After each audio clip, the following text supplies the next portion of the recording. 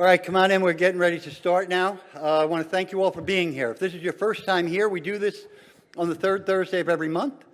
I'm going to have announcements to make, but I'm going to do the announcements afterwards when we're having food so that you can eat while I make the announcements, but there are some really good announcements. If you're not staying for the food, make sure that you put your name on the email list that's in the hallway. Grab one of these little white pieces of paper and one of these brochures. I'm really excited about our speaker tonight. For those of you, I was going to talk about how loving Father Pat is and how much and why we like him so much. But for those of you who were here at Mass and you saw what he did at the beginning of Mass, have you ever seen anyone do that before? That was awesome.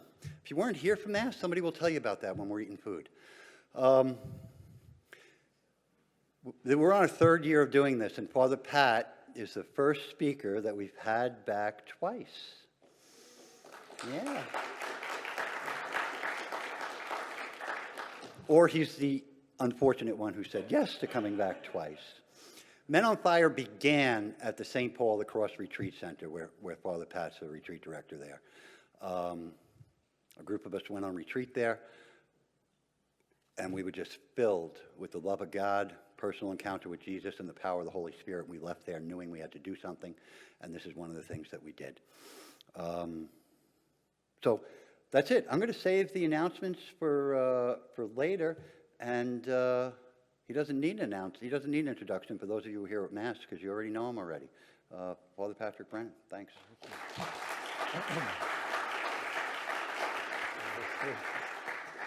All righty. Can you all hear me well? Yes. Does this work well? Okay. Well, I'm very happy to be back here. The first time I gave a talk to the men's group, it was over at St. Pat's. So apparently that you've relocated here now. Is that right, to Holy Spirit Church? So this is where the Men on Fire are, and I'm happy to welcome the women who have joined us. It's great that you're here. Because we know that generally when it comes to faith and things like that, the men would never be on fire without the example of the women. You're the only man clapping. I don't know. I don't know what to think about that. I'm a little nervous about this talk because it's a very serious one. It's a very serious one. And I'll try to make it really clear, but I think it's a very important one. And you'll hear why as I continue. I am the retreat director at St. Paul of the Cross. I was there in the 80s, from 82 to 91. And then I was on our provincial council in Chicago for 4 years, and then I was in Los Angeles for 19 years. And I was asked to come back to Detroit, to St. Paul of the Cross. And it was very difficult to leave Southern California, weather and everything else. I remember sitting in my office that winter when I came back. Detroit had broken all records for snowfall, gotten over 10 feet of snow. And I remember sitting there looking out at the parking lot with these mounds of snow, thinking, good Lord, what am I doing back here? Why in the world did I say yes? But I have no regrets. Because wherever we are, when we are people of faith, we find a home. And the Lord, as I said during the Mass, the Lord will never let us down. Remain seated, but I'd like to do a reading from the Gospel of Luke, chapter 7. It's about the widow of Nain. Soon afterwards, Jesus journeyed to a city called Nain, and his disciples and a large crowd accompanied him. As he drew near to the gate of the city, a man who had died was being carried out, the only son of his mother, and she was a widow. A large crowd from the city was with her.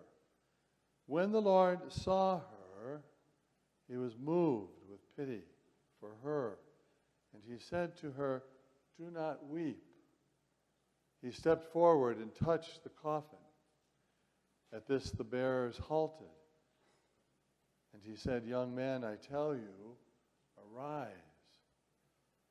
The dead man sat up and began to speak. And Jesus gave him to his mother.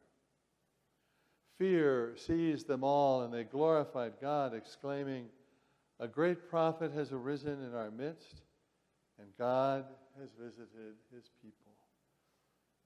Now this report about him spread through the whole of Judea and in all the surrounding region. The gospel of the Lord. Just an opening remark. There's a theologian, journalist by the name of John Allen. And he has suggested that in many of the popes there is an ongoing theme in their own reflections that show up in the apostolic letters they write, that show up in their encyclicals, that show up in their homilies, that show up in their special addresses when they meet with special groups. For St. John Paul II, his theme over and over and over again was, "Do not be afraid. Do not be afraid." Then we had Benedict XVI. His theme over and over and over again, because of his background, because of his formation and education and his teaching experience at the university. Always did he address topics having to do with faith and reason.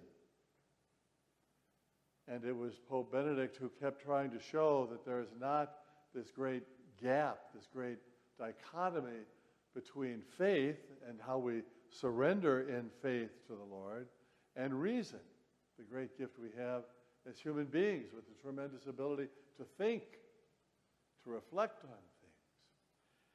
And then he suggested that in Francis, what has been consistently a theme of his is how he calls us, all of us, to create a culture of encounter. And that's what I want to talk about. Doesn't sound like an exciting topic, does it? But it is.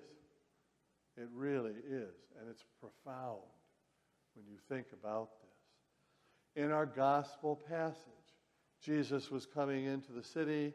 Here's a widow woman whose only son had died. Do you know what that meant? Do you know what her future was going to be? She would be sitting at the gates begging for food. Without her son, she would have nothing. And there was a crowd mourning, walking with her. They were mourning the loss of the son. They were mourning what her future would be. Look what she was going to be left with. But Jesus stopped. The scriptures tell us that Jesus stopped. He didn't just feel sorry for the woman. Here's what Pope Francis said. Jesus went beyond mere pity and sorrow for the widow. Jesus reached out to her directly, and he interceded on her behalf and acted with compassion, not just seeing, but looking, not just hearing, but listening, not just passing by, but stopping to meet this woman, not just saying, "What a shame, this poor person," but allowing himself to be moved, to be touched with compassion, and then to draw near, to touch her, and to say, "Do not weep," and to give at least a drop of life. That woman's life was changed because Jesus encountered her. He met her. What does Pope Francis mean when he talks about a culture of encounter, and why is this important to us? Particularly in bringing growth and deeper faith in our relationship with Christ and in our daily spiritual lives. In his very first homily on Pentecost Sunday, as our Pope, Pope Francis suggested that the word encounter is central to the way he thinks of Christian life and Christian relationships. Encounter. Is there anybody here who speaks Spanish? Any Spanish speaking? The word in Spanish is encuentro. And encuentro is more than just encountering. Encuentro means you're opening yourself to this person who is before you. You're not just meeting. You're not just passing by. There's something significant happening. And you both take the time.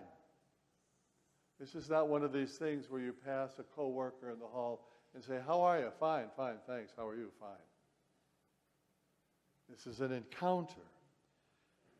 Pope Francis says that in encountering another person, and this is critically important, to encounter a person, we look beyond our own needs and wants to those needs and wants of people around us.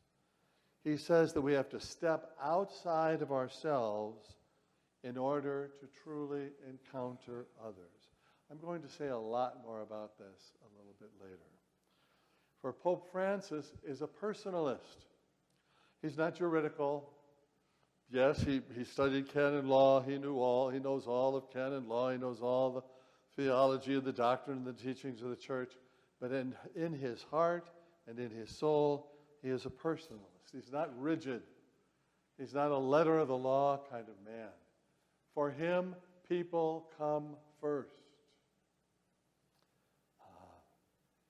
Because for Francis, love and the love between people is at the heart of everything. The love of Christ and the love that we are called to have for one another. So when we step outside of ourselves and when we encounter another person, we're seeing the very face of Christ himself. Now that sounds great, but it's true. And for Francis, it's absolutely true. Whether he's in this Pope mobile going through the piazza with thousands and thousands of people, if you've ever watched, he doesn't look at people and shake their hand and move on to the next one. And he's looking people right in the eyes. Because in his heart, he knows that he is looking at the face of God. He is looking at the face of God. So, encounter means that we are in relationship with God whenever we meet one another. We're entering into a divine relationship. And I don't care whether it's your spouse that you're trying to get a word out of at the breakfast table, or whether it's your son who's ready to run out the back door because he wants to go meet his friends, or whether it's your neighbor, or it's somebody you meet in church, or it's the person who's taking your money for the gasoline you just bought. Every person is an encounter, and you're encountering the living God. And this is so important to Pope Francis. And because of that, almost everywhere he goes, he challenges people. He challenges us as the church. We, Roman Catholic men and women in union with all Christians, we must create a culture of encounter. That's so important because of how it changes us and how it changes us in our relationship with Almighty God. And if it doesn't happen with us, where is it going to happen? St. Francis would say, let there be peace on earth, right? But there's never going to be peace on earth. Never. Unless there's peace in me, unless there's peace in you, unless there's peace in us, unless there's peace in us reaching out to people that don't even like us. Now, who talks like that? Jesus. Don't just love those who love you. Oh, we're all good Christians. We all love all these people at church, and they smile. Don't you just feel so good? They're all so wonderful. They make me feel so good, so welcome. I'm so happy. Oh, great. Good for you. The Pharisees do that. The Pharisees do that. What about loving the people that don't love you? What about loving that neighbor that won't even say hi to you? And now you're at this point, well, I'll be daggone if I'm going to say hi to her. Oh, way to go. Way to go. You're really bringing peace into the world. But that's what St. Francis was talking about. He said, if there's going to be peace, it's got to begin with me. Why are we always waiting for it to begin with everybody else? And I just want to suck it up when it's here. That's not what St. Francis said. Pope Francis, taking that great name of that great saint, said the same thing. If we are going to have a culture, a world, a climate of encounter where we see the face of Christ in our brothers and sisters around us, it's because it begins with me. And I know how tough that is. I've been doing retreats for 50 years. And I have people that I talk to who carry resentments in their hearts. And they just will not let it go. It'll be a cold day you know where before I talk to her. You ever heard that before? You know? There's the destruction of a culture of encounter. I will not bring healing. I will not bring forgiveness. I will not bring love. I will not see the face of Christ in that person. So what are some of the characteristics of a culture of encounter? First of all, according to Pope Francis, a culture of encounter denounces exclusion and isolation. It denounces exclusion and isolation. Catholic Central was at the retreat center today. It was a junior class, and all the kids were eating lunch. One kid was trying to get his lunch back together after my dog ran in the dining room and put her face in his pasta bowl. So that wasn't much fun. But then there was this kid sitting at a table all by himself. And I was just walking around saying hello. And this kid was shy. He wasn't one of the big guys, one of the leaders, one of the jocks, one of the whatever, you know. He's just sitting there by himself. And I said, hey, what are you doing here all by yourself? He said, oh, it's okay. And I said, no, it's not. It's not okay. There's a table right there with all those guys. And he just looked, he said, okay. And he got up and he put his stuff there and he sat down to eat with them. Sometimes we isolate ourselves because we have poor self-esteem. Well, they won't like me. We're convinced of it. We don't even know. Well, they won't like me. Sometimes we isolate other people. We don't like the way they act. We don't like the things they think. If they don't think like I think, well, there's something wrong with them. Really? And you are so brilliant. And we isolate people. We don't like their behavior. And we isolate them. We don't like their ethnic background. We isolate them. A culture of encounter does not isolate or exclude people. A culture of encounter means the door is always open. And that means we take chances. If we are disciples of Jesus and we are in love with the Lord, we take chances. How often with the high school kids that I have on retreat, not the freshmen too often, because they wouldn't get it anyway. Not the sophomores too much, because they're wishing they weren't there. But the juniors, the seniors, at Mass, I'll talk to them and say, you know, you want to be editor of the school paper, or you want to work on the yearbook staff, you want to be a wrestler, you want to play hockey, you want to play football, it's going to cost you something. It's going to cost you something. You've got to show up. You've got to work. You've got to sacrifice. And then I look at them right in the eyes and I say, has your faith and your belief in Jesus Christ ever cost you anything?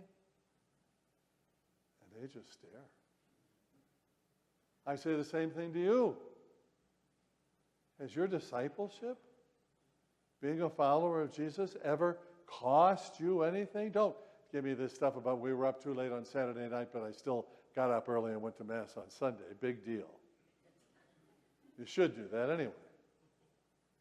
But has it ever really cost you anything? Has following Jesus ever cost me personally anything? When we live in a world when there are people who say they are Christian, they're put to death. And I'm sitting here and I'm complaining because Father talks too long.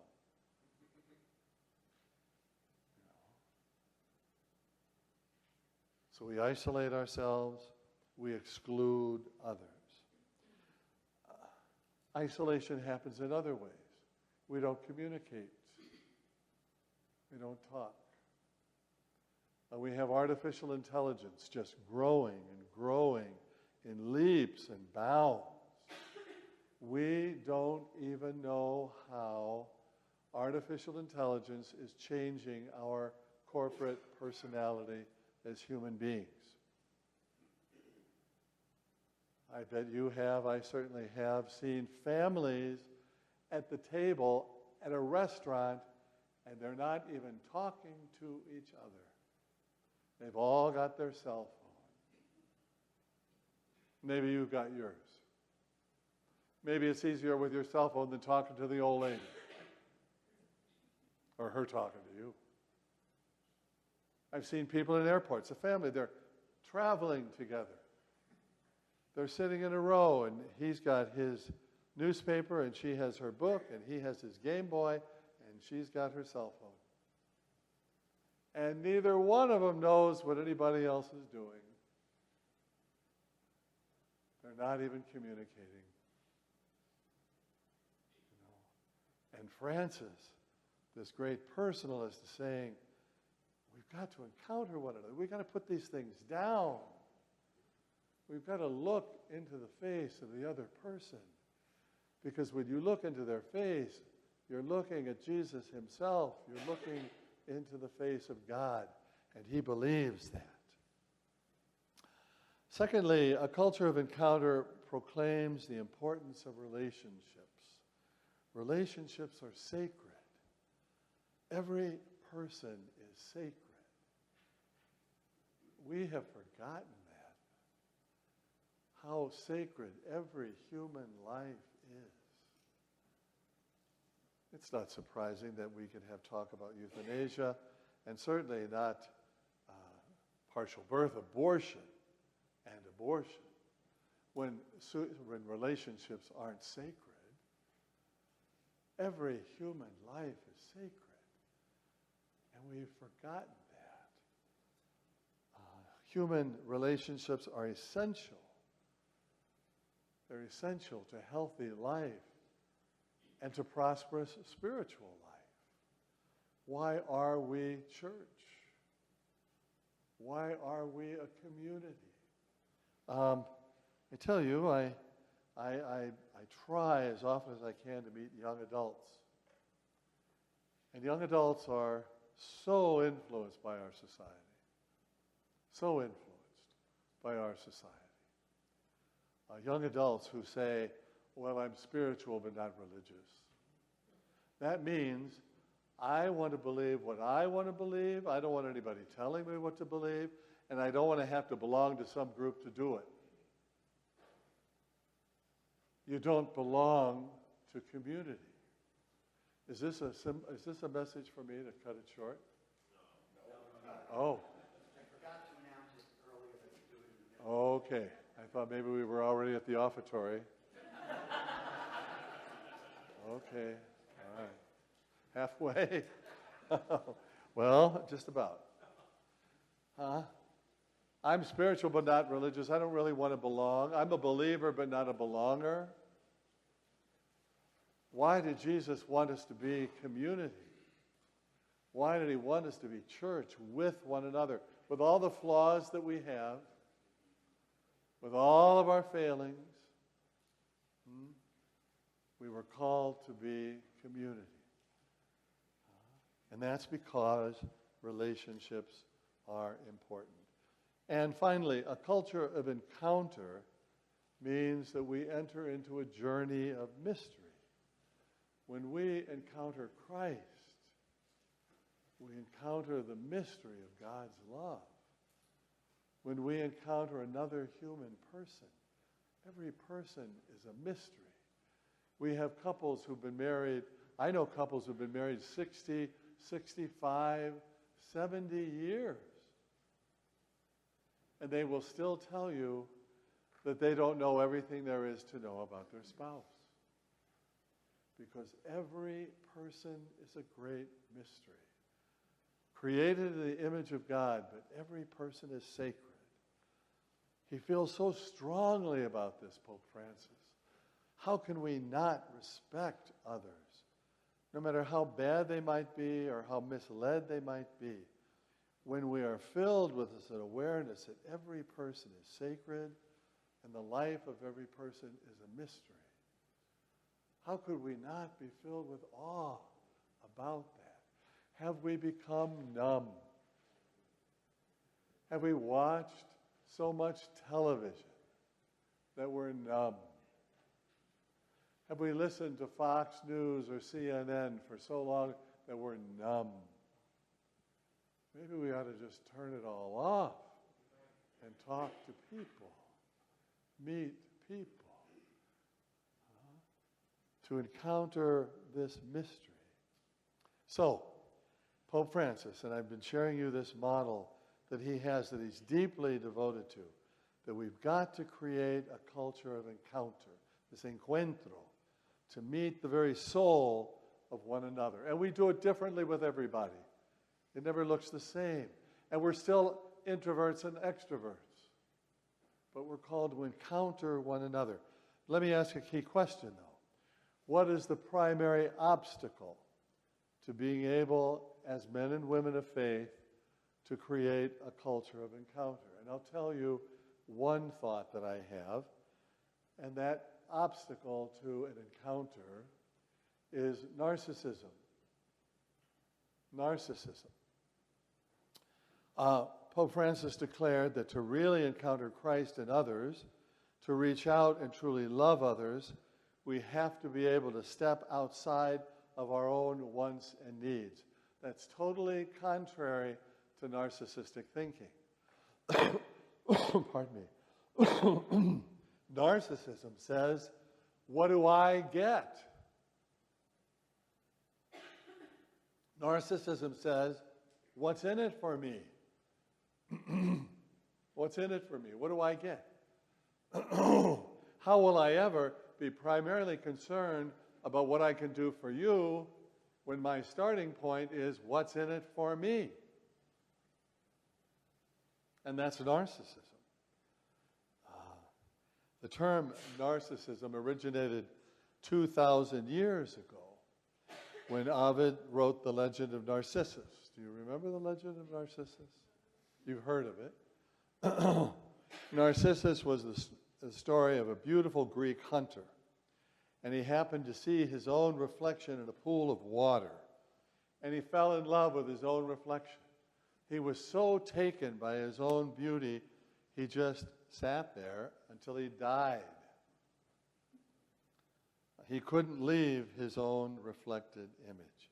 And it was after his death that the flower called the narcissus grew in that place. Narcissism. I am so taken up with myself. It's a personality disorder. It's a personality. It's a mental condition in which a person has an inflated sense of their own worth. their own importance, excessive need for attention and admiration, troubled relationships, a lack of empathy for others. But behind all of this extreme confidence is fragile self-esteem that's vulnerable to the slightest criticism. Narcissism. We live, and it's true, we live in a narcissistic society. We live in a narcissistic society. How then will we ever do what Pope Francis calls us to do, to step out of ourselves, to step out of our own wants, and ask first, what can I do for the other? What can I do for the other? Why is this significant for us?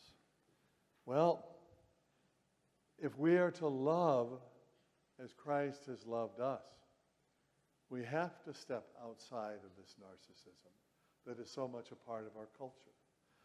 I don't know if you've been watching any of the impeachment hearings or any of these other things, but it's clear that truth is what I can make work out with intensive questioning and cause somebody else to stumble up until I get them. Or truth, good and bad, is if I'm not caught.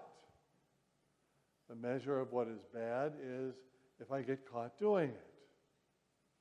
If I don't get caught doing it, then it's not bad. It's only bad if I get caught. So cheat on my taxes, cheat on this, do this, lie about a person. That destroys a culture of encounter. It destroys the openness that we're to have in seeing the face of Christ in one another. It's a dilemma if we're going to see the mystery and the beauty of Christ in other people around us. And this is what Pope Francis wants us to do. People are looking at Pope Francis because he broke the mold. He's not like the others doing all this and that. He is encountering people like Peter, who walked with Jesus and trying to just fill their hearts with love. And when you find enough love, you will know the truth, and the truth will set you free. All of this can affect our spiritual life, how we pray. All of this can affect our faith life, whether we are willing to commit and being part of a community of faith, a parish church.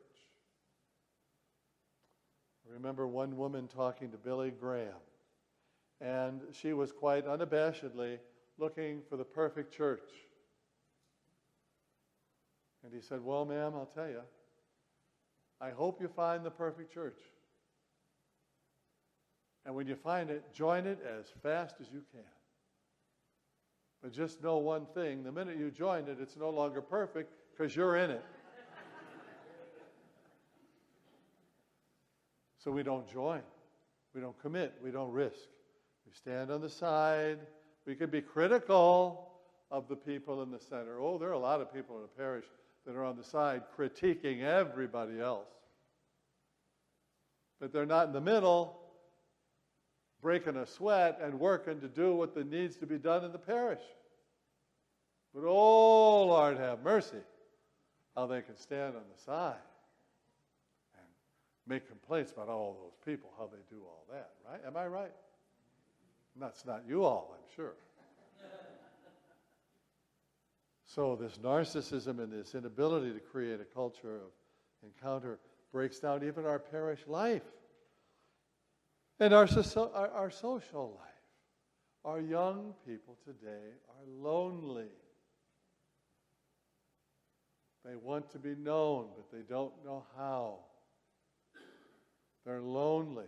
They've got their faces in their cell phones because it's safe. Because maybe if I keep my face in my cell phone, I won't look up and find out that nobody's looking at me. So easier to just keep my face in my cell phone. This false security. So it affects the sacramental life that we're called to live. So I just bring this to you as a challenge. First of all, think about our Holy Father and what he's doing, what he's trying to witness. Think about this invitation to all the, he is pontiff. He is pontifex. You know what pontifex means? He's the bridge. See, generally the Holy Father will not speak to the Catholics out there. He is Peter. He is Peter. He speaks to all Christians. He speaks to all the baptized, whether it's the Orthodox Church here, or the Methodists here, or Evangelicals there, or Baptists there, or the Roman Catholic. He's the pontiff, the bridge. And he is the bridge that unites all the churches into one community of faith, the people of God. So remember him, pray for him. Think about this invitation, if I may leave this in your hearts. Think about this invitation to look into the faces of one another. See the face of God. See Christ looking back at you. Step out of your own wants, your own needs. Take that risk. It's a great risk. But if we're ever to build a culture of encounter, that's what we must do. So I want to conclude with the words of Pope Francis. He was at a Mass and he gave this talk. It was a Mass for bishops, priests, religious, and seminarians when he was in Rio de Janeiro. And here's what he said. My dear brothers and sisters, God calls us by name and surname, each one of us, to proclaim the gospel and to promote the culture of encounter with joy. The Virgin Mary is our exemplar. In her life, she was a model of that motherly love with which all who join in the Church's apostolic mission should be animated. Let us ask her to teach us to encounter one another in Jesus every day. And when we pretend not to notice, because we have many things to do and the tabernacle is abandoned, may she take us by the hand. Let us ask this of her. Watch over me, Mother, when I am disoriented, and lead me by the hand. May you spur us on to meet our many brothers and sisters who are on the outskirts, who are hungry for God, but have no one to proclaim him. May you not force us out of our homes, but encourage us to go out so that we may be disciples of the Lord. May you grant all of all of us, this grace. Amen. Thank you.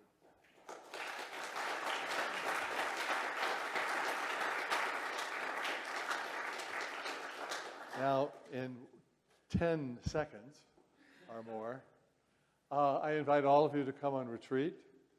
We got a terrific retreat this year. The retreat theme is, who do you say that I am?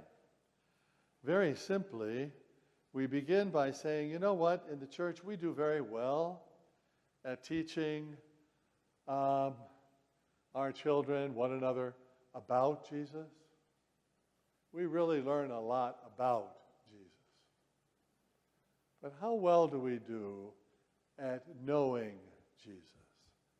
Not knowing about him, but knowing him. And just as Jesus appeared to his disciples, he will appear to you, and he will look you in the eyes. And he will say, who do you say that I am? In other words, what do I mean to you? Don't go quoting your Bible. Don't go quoting some catechism.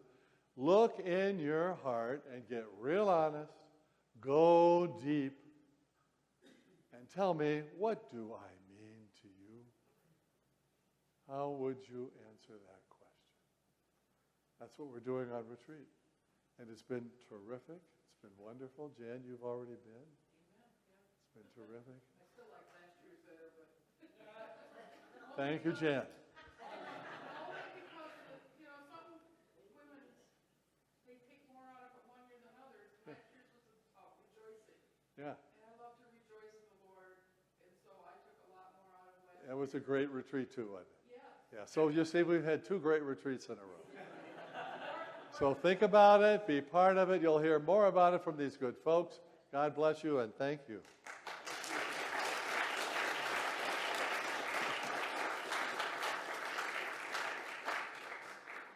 All this in heaven too. And food and beverages down the hall. Please come down there. We're going to talk a little bit more about the retreat down there. Come down there. Father, maybe you could just say grace and just bless the food and beverages without eating now. When we go in there or here? Boy, I'm working like a dog. Bless us, O Lord.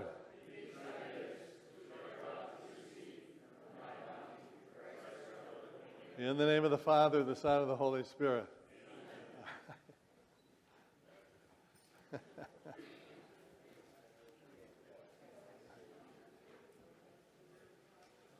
You're welcome. Glad you were here.